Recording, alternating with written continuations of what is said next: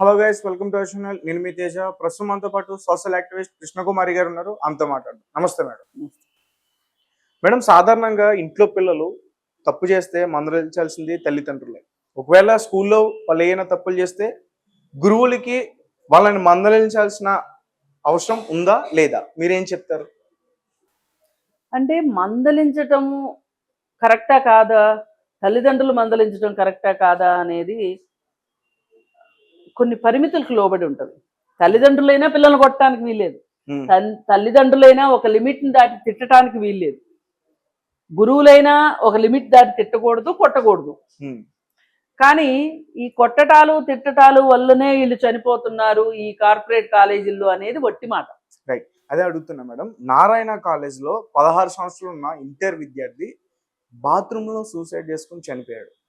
And తనది first case ఏం కాదు, ఇలాంటిది ఇంతకుముందు కూడా ఒక 15 రోజుల్లో ఇవే జరుగుతున్నాయి. 1 by 1 ఈ కార్పొరేట్ కాలేజీల్లోనే ఎక్కువగా ఇలా ఆత్మహత్యలు చేసుకుని చనిపోతున్నారు. అండ్ నేనేమంటున్నానంటే గురువు తిట్టడానికి అంత ఈజీగా చనిపోతారని నేను అనుకోవట్లేదు. పేరెంట్స్ ధైర్యం చెప్పాలి కదా. ఫస్ట్ మిస్టేక్ వాళ్ళదే నేను అంటున్నా. ఎందుకంటే చాలా మంది కూడా ఆ సంస్థల మీద వెళ్ళి దాడి చేస్తున్నారు. సో దాని గురించి ఇప్పుడు తల్లిదండ్రులు వాళ్ళకి ధైర్యం చెప్పాలి కదా అని చెప్తున్నారు.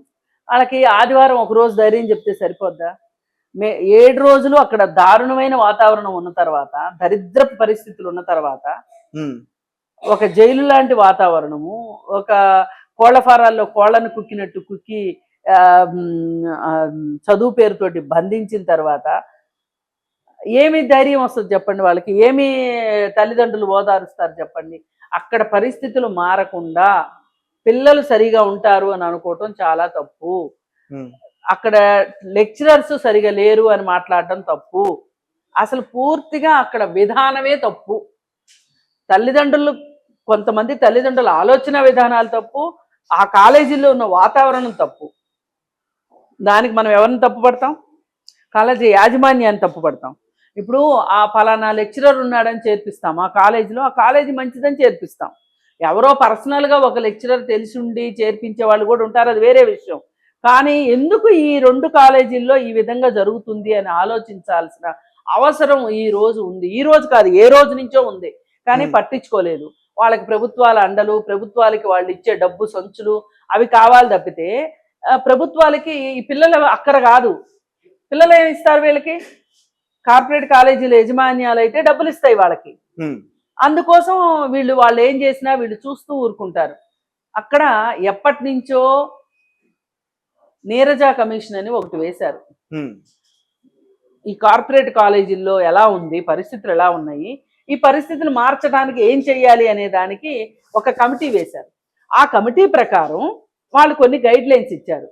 ఆ గైడ్ లైన్స్ ప్రకారం ఇలానే ఉండాలి అని చర్యలు ఏమన్నా ప్రభుత్వాలు తీసుకుంటున్నాయా? లేదు. అసలు ప్రభుత్వాలు విద్య తమ బాధ్యత అని అనుకోవట్లే. అది ఉచిత విద్య లేకపోతే డబ్బులు తీసుకునే విద్య, ఏ విద్య అనేది కాసేపు పక్కన పెట్టండి. అసలు విద్య అనేది ప్రభుత్వం బాధ్యత అనేది ప్రభుత్వం మర్చిపోయి చాలా రోజులైంది. ఉన్న గవర్నమెంట్ స్కూళ్లను కూడా ఒట్టిపోయిన గేదెల్లాగా తయారు చేసేసి ఈ స్కూళ్ళు ఎప్పుడు తీసేస్తే మనకు భారం తగ్గుతుందా? అసలు ఆ స్కూళ్ళే లేకపోతే టీచర్ రిక్రూట్మెంట్ గురించి ఎవరు పోరాటం చేయరు. ఆ స్కూళ్ళే కనుక లేకపోతే అక్కడ అన్నం సరిగా పెట్టట్లేదు, టీచర్లు టైంకి పాఠాలు చెప్పడానికి రావట్లేదు, టీచర్లు వాళ్ళు పని చేయకుండా వాళ్ళ కింద ఇంకెవరినో చదువురాని టీచర్ని వాళ్ళ తరఫున పెడుతున్నారని అడిగేవాళ్ళు ఉండరు. ఇక్కడ బల్లలు సరిగా లేవని, బ్లాక్ బోర్డులు సరిగా లేవని, చాక్ పీసులు లేవని అడిగేవాళ్ళు ఉండరు. జూన్ నెల వచ్చేటప్పటికి పిల్లలకి పుస్తకాలు ఇవ్వాలి, యూనిఫామ్లు ఇవ్వాలి అనే బాధ్యత ఉండదు. అంటే ప్రభుత్వం ఒక్కొక్కటి నుంచి తప్పించుకుంటుంది.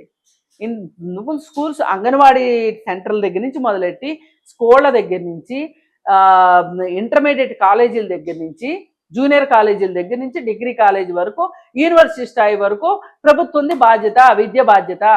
నెమ్మదిగా బాధ్యత నుంచి తప్పేసుకుని ప్రైవేటుకి అప్పచెప్పేసేసింది బాధ్యతనంతా.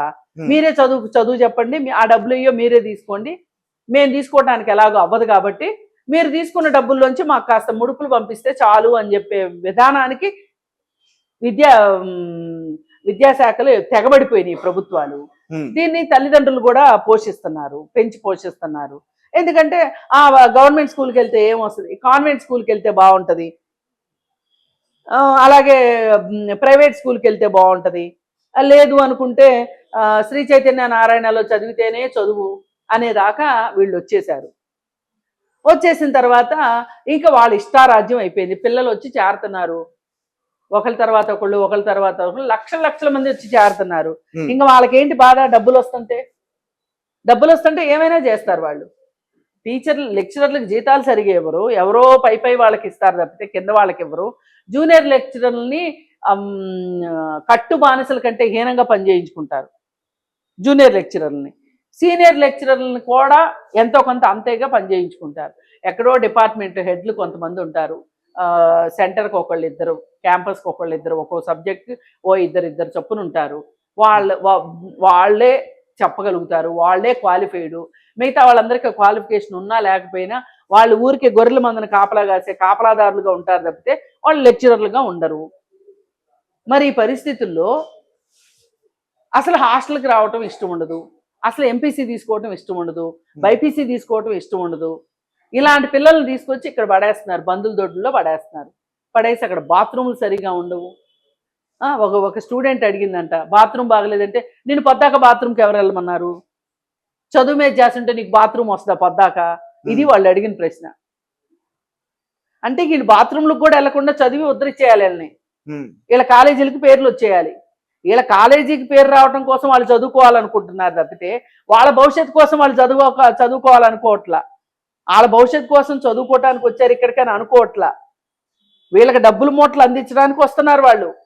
వీళ్ళు ఒక్కొక్క స్టూడెంట్ వీళ్ళకి ఏం కనిపిస్తున్నారంటే 2 సంవత్సరాల మీద వాళ్ళ హాస్టల్ వాటికి కలిపి ఒక్కొక్క స్టూడెంట్ 4 లక్షలు ఇచ్చేదే కనిపిస్తుంది వీళ్ళకి. కానీ ప్రతిగా మనం ఏమి ఇస్తున్నాము అనే దాని మీద లెక్క జమ లేదు.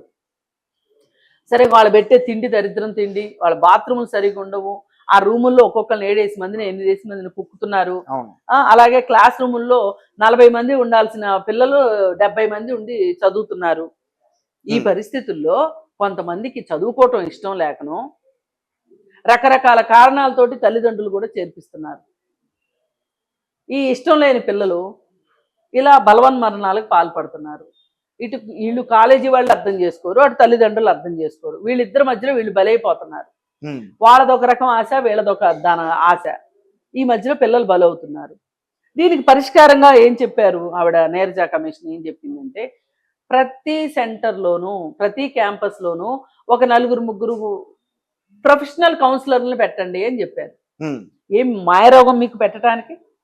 వాళ్ళకి ఎంత ఇస్తారు జీతం? మహా అయితే ₹1,00,000 ఇస్తారు సంవత్సరం, నెలకు ₹1,00,000 అవుతుంది. మహా అయితే 12 లక్షలు సంవత్సరానికి.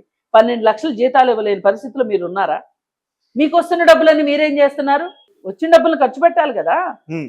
అలా కౌన్సిలర్లు ఉంటే వాళ్ళ దగ్గరికి వెళ్ళి ఈ పిల్లల బాధలు చెప్పుకుంటారు. వాళ్ళు ఏమైనా రికమెండేషన్స్ ఇస్తారు, మీకు పలానా దగ్గర చేంజ్ చేసుకోండి, మీరు పలానా విషయంలో ఇట్లా ఫుడ్ బాగాలేదంట, ఇలా రూములు బాగాలేదంట, బెడ్లు బాగాలేదంట. ఇప్పుడు ఈ మధ్య శ్రీ చైతన్య కాలేజీలో ఒక అమ్మాయి ఇట్లా ఇష్టం లేకుండా చేర్పిస్తే ఆ అమ్మాయి ముసుకేసుకొని కొట్టడం మొదలెట్టింది పిల్లల్ని. ఆ మధ్య గొడవయ్యి సీసీ కెమెరాలు పెట్టి ఈ చేసి ఆ అమ్మాయిని కనిపెట్టి ఆ అమ్మాయిని ఇంటికి పంపించేయాల్సిన పరిస్థితి వచ్చింది. తల్లిదండ్రులు కూడా ఒక రకంగా ఇంట్లో ఉంటే మేనేజ్ చేయలేకపోతున్నాం వాళ్ళ టీనేజ్ని అని బెంబేలెత్తిపోయిన పరిస్థితుల్లో ఈ సోషల్ మీడియాని తట్టుకోలేక, ఈ టీవీ ఎడిక్షన్ తట్టుకోలేక, ఇది కాదంటే స్నేహితులు అని చెప్పి గంజాయిలు ఇవన్నీ తట్టుకోలేక, వాళ్ళ దగ్గర డబ్బులున్నా లేకపోయినా వాళ్ళు కడుపు కట్టుకునైనా సరే, వాళ్ళ వేరే అవసరాలు మానుకునైనా సరే వీళ్ళని తీసుకెళ్ళి ఈ శ్రీ చైతన్య నారాయణ కాలేజీలో వేస్తున్నారు. ఎక్కడైతే వాళ్ళకి చదువు వస్తుంది, వీళ్ళ గురించి మనం ఈ బెంగపడాల్సిన అవసరం లేదు అని చెప్పి. ఈ మొత్తం పరిస్థితిలో కాలేజీ యాజమాన్యాలదే తప్పు. ఇక్కడ ఈ యాజమాన్యాలని నియంత్రించలేని ప్రభుత్వాలది తప్పు. దానికోసం పిల్లలు బలైపోతున్నారు. ఇదంతా చోద్యం చూస్తున్న తల్లిదండ్రులు ఇంకొక తప్పు. ఈ పరిస్థితులు మారాలి అంటే ఇవన్నీ జరుగుతున్నా కానీ ఎక్కడ కూడా తల్లిదండ్రులు మార్పు వచ్చిందని నాకు అనిపించట్లేదు. ఇంకా చాలా మంది అంటే ఎవరి కాళ్ళు ఏమనుకుంటారంటే మా అబ్బాయికి జరగదు కదా అనుకుంటారు ప్రతి వాళ్ళు. ఉమ్, మా అమ్మాయికి జరగదు, మా అబ్బాయికి జరగదు అనుకుంటారు. కానీ జరిగిన తర్వాత వాళ్ళ అబ్బాయికో అమ్మాయికో జరిగినప్పుడు వాళ్ళకి జ్ఞానోదయం అవుతుంది. పక్క వాళ్ళు ఏమనుకుంటారు, వాళ్ళకి కదా జరిగింది, మాకు కాదు, మా అమ్మాయి అక్కడే ఉండాలి, మా అబ్బాయి అక్కడే ఉండాలి, చదువుకోవాలి, ఉమ్, అంతే. దీనికి ఒకటే విరుగుడండి, ప్రభుత్వాలు శ్రీ చైతన్య నారాయణ కాలేజీల మీద ప్రత్యేకంగా ఒక కమిటీ వేయాలి. ఈ కార్పొరేట్ కాలేజీల మీద కమిటీ వేసి వాళ్ళ విధి విధానాలు, మీరు ఇలా అయితేనే కాలేజీలు నడపండి, లేదంటే మీకు పర్మిషన్స్ ఇవ్వము అనే ఒక పరిస్థితిలోకి ప్రభుత్వాలు రావాలి. కానీ ప్రభుత్వాలు రావని నేను ముందే చెప్తున్నా. ఎందుకంటే వాళ్ళు ఇచ్చే డబ్బు సంచులు వాళ్ళకి కావాలి.